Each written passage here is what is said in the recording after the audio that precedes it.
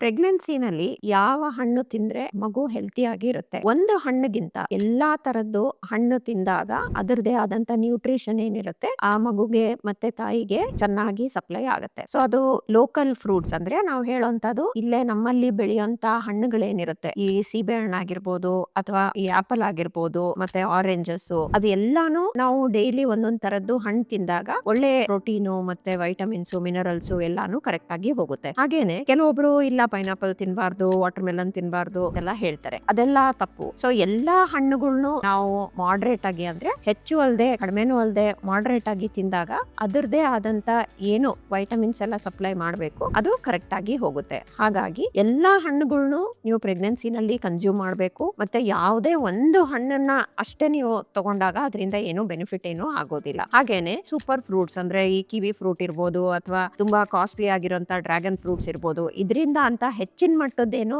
Superior ಅಂತ ನಾವು ಹೇಳಲಿಕ್ಕೆ ಆಗಲ್ಲ. ಸೊ ಹಾಗಾಗಿ ನಮ್ಮ ಲೋಕಲಿ ಈ ಬಾಳೆಹಣ್ಣು ಮತ್ತೆ ಕಲ್ಲಂಗಡಿ ಹಣ್ಣು, ಸೀಬೆ ಹಣ್ಣು ಇದನ್ನೆಲ್ಲಾ ತಿನ್ನೋದ್ರಿಂದ ಮಗು ಹೆಲ್ತಿ ಆಗಿರುತ್ತೆ ಮತ್ತೆ ತಾಯಿಗೂ ಒಳ್ಳೆ ಪೌಷ್ಟಿಕತೆ ಸಿಗುತ್ತೆ.